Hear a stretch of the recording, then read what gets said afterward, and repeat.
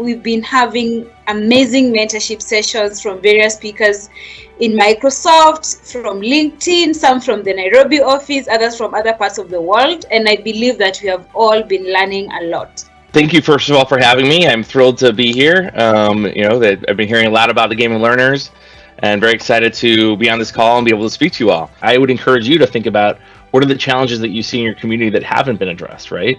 And figure out, is there a way that technology can take that first step into addressing it? I try my best to be an expert in what it is I'm about to step on stage and talk to you about, or what I'm going to go talk to our customers about. And it's okay not to know, right? I think it's okay not to know. Find your passion. That's my best advice. Find your passion, and don't stop it. Don't stop trying to be the best at whatever it is you're passionate about. I've always joked, if you're the best at the world at it, you can make a living, and now you can be a professional gamer, or you can be a professional anything, right? If you're the best in the world at it, like, you can make it your living. And if technology is fit for you, you hit pay dirt, because it's an amazing place to work. There is no such thing as winging it. And when you see people winging it, you can really tell, because they tend to burble along and they create these long-winded stories, and it just sounds ridiculous. So practice more than anything is important. I want to tell you to continue to be inspired, be confident, and continue to write code and tweet about making backgrounds yellow, because I shared a very successful story. So even if you do something small, celebrate it, because small things become big things. Don't be discouraged. Technology it's difficult, it's hard. We may have been all born into it or use it on the daily, but it's difficult concepts, and don't feel like if you're not natural at something right away that it's not for you. I've heard this so much from colleagues, and especially female colleagues, that are just like, oh, well, it's not my thing. Is it? Are you sure? Because, just because you don't get something initially doesn't mean that, you shouldn't keep trying if that's what you want to do, right? So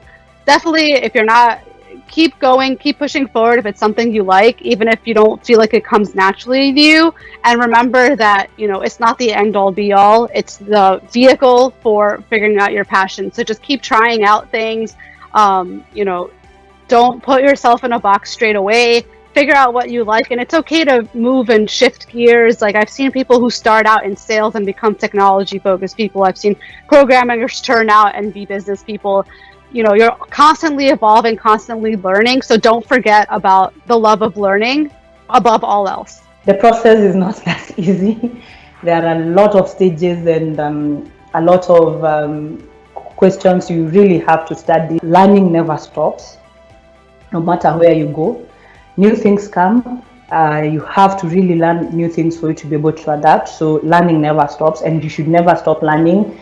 It doesn't have to be for an interview or for a job, even for your own personal good. Technology changes all the time. So yes, you might be a pro in something today and it's obsolete tomorrow. So you should be flexible enough to adapt and change when it comes to technological changes. Even if you think you're the best guru, trust me, if you're not open to learn from other people, you'll never get anywhere. Find that overlap of skills. So for example, you may not need to go in depth into writing code, but I would really, really encourage how to write code. It's fun, it's simple, it changes your mindset. It's really, really amazing. You really need to be good at the fundamentals.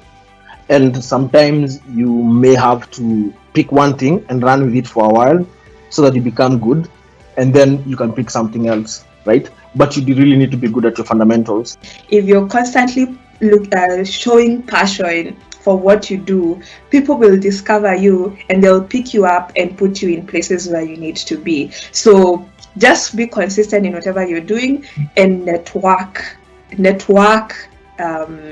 intelligently. Have the technical depth from a point of understanding, and then be able to correlate this technical depth to feed your skill set and practice it, and then from there add the soft skills, and then from then on you can choose the path that you want to take. So even when I went to campus, that is in 2012, I was already interested in programming and things like that.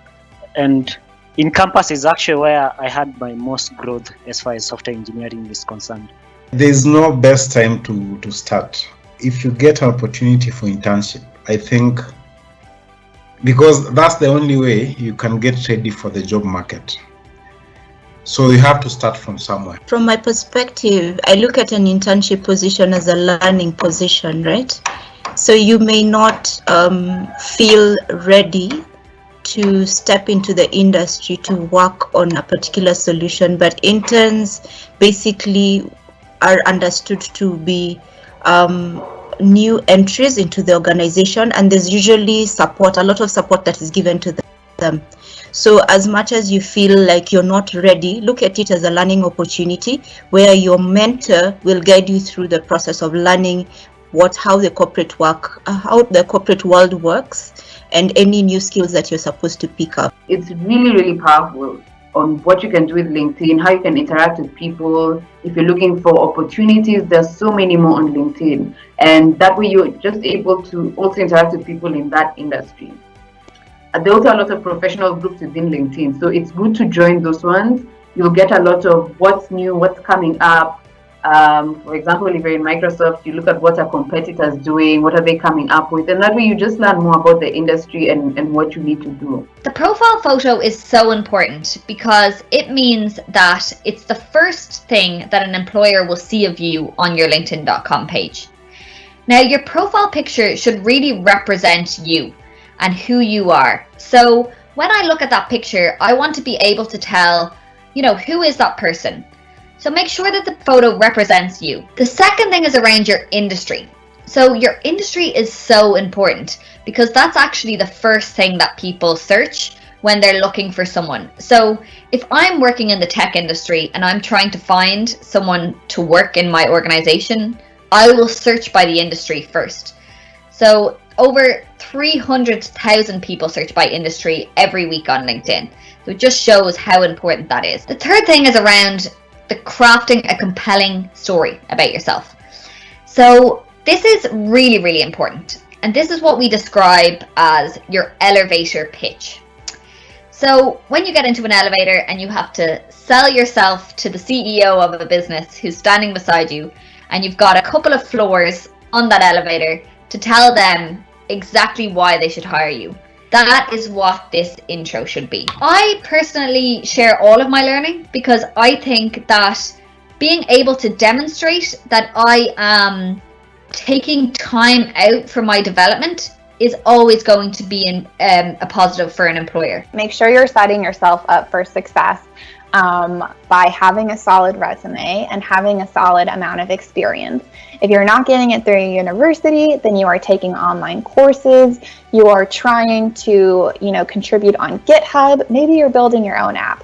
Whatever you're doing, you're just, trying to be intentional about the, technical work that you're doing to help you land a role at Microsoft. If I look at a GitHub profile and I'm seeing you're contributing on GitHub, I would be there, like, please come. We've been waiting for you. So I'd say just be intentional about your online presence because we are also actively looking out for devs out here online.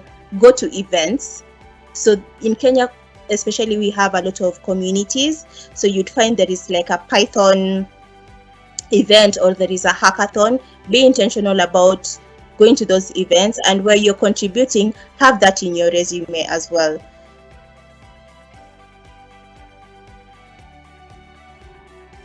We didn't expect to have so many applicants in such a short time, but we had about almost 400 in a week. And then we're just so lucky, really, to have had the awesome student ambassadors that we had to have selected that ahead of time, and they were the ones who also helped us. They actually did a lot of work, and considering they still had their virtual classes, they were able to do so much for the game. I mean, sending out the invite, selecting, and even the students that they selected. We didn't do anything in the selection process, but as you can see, the people they selected, even if some of them were not technical, they were amazing. They learned very fast and they were able to build amazing solutions in just 5 weeks. And none of them dropped out. The benefits of diversity. What they saw was having different backgrounds even though they're not in computer science. So one of them was in law, another was in this is completely different things.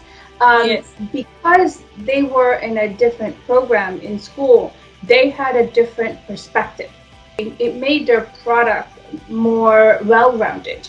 And I see that is something that they will use even in their career. I believe they're not the same as other students who just go through schoolwork and never had such an experience. These ones now will be able to appreciate diversity and learning. Sometimes in the university, sometimes students read to be able to pass the exam.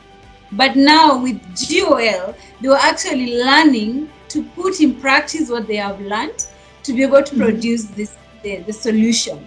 So it just changed their mindset of learning. It's not just about learning to pass an exam, it's learning to understand. The speakers were saying, understand the fundamentals, because some students were asking, which programming language should I learn? Which one is marketable? And every speaker was saying, you don't have to learn a specific language, or you don't have to learn 10 languages.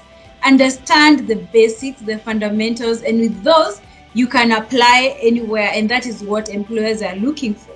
So I feel they had that experience. They saw what the job market looks like, what employers are looking for, and they taught themselves, put whatever they learned into practice, and they were able to come up with something tangible. That's something they learn about themselves.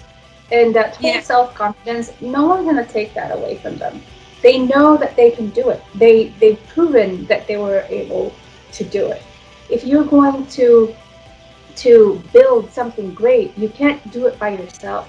You're always going to need help. You're always going to be working with a team. Having 2 mentors per team worked out. They weren't just mentoring and teaching, they were advocating for their teams. Each mentor has a feeling that this is their team and they need to make sure that their team will succeed. And the fact that the mentors were Microsoft employees also really helped these teams to see even how Microsoft employees work, get ideas from them. They gave them a glimpse of how working at Microsoft feels like. Whenever we have a program such as GOL, that we need to think about connectivity and power. Yeah, we do. And even you can see from the feedback we got from the students, they were very happy that they had the solar panels and the MiFi devices. Because I remember there's a time we had a call with all of them, and one of them said they didn't have power at the moment. Like in their area, they hadn't had power for over almost 2 weeks. But now with the solar panel, she was able to connect and participate in all her team's activities. So I agree with you. It's a problem, in Kenya and in most African countries that we need to consider even in the coming sessions.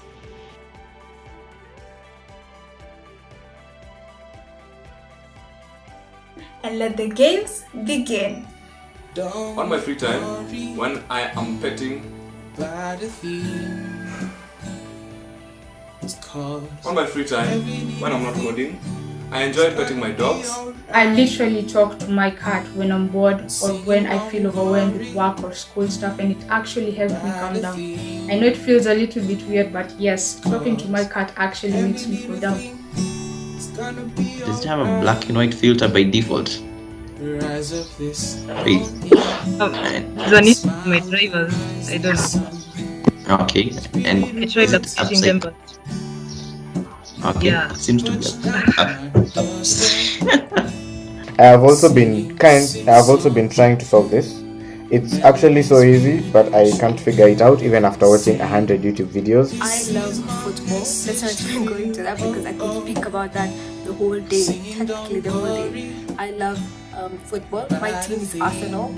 I do have all those jerseys, it's just that I've not worn them today. We are all sorted with this.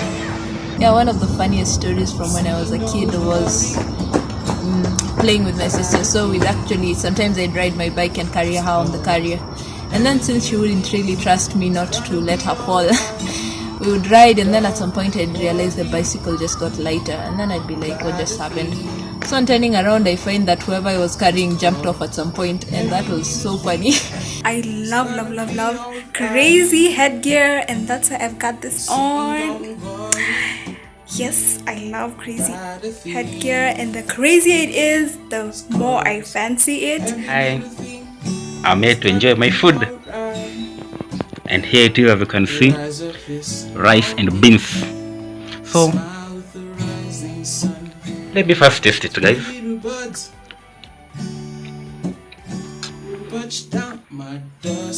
I think I tasted a lot.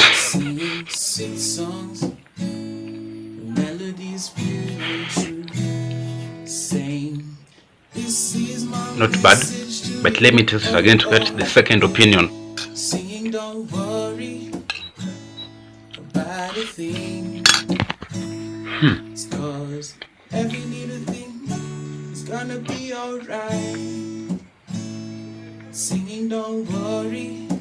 So honestly, 90% of the time I eat to get full, not really to see how food tastes. But I think it's just main thing. I love sleeping, I love eating. Okay, I need to get this thing working. Oh, okay, that failed. In the jungle, the mighty jungle, Remedy 6 today. And we are Proud to be in Remedy. Okay, fine. That's okay. That's good. That's okay. That's good. We nailed it. Proud. After several tries, several misses. I'm a nerd basically, so doing these things, oh my god, is just another it's on another level, yeah. But anyway, so basically this is me and this is my look, and till next time, Hakuna Matata. Singing, don't worry about a thing. It's 'cause every little thing is gonna be alright. It's gonna be alright.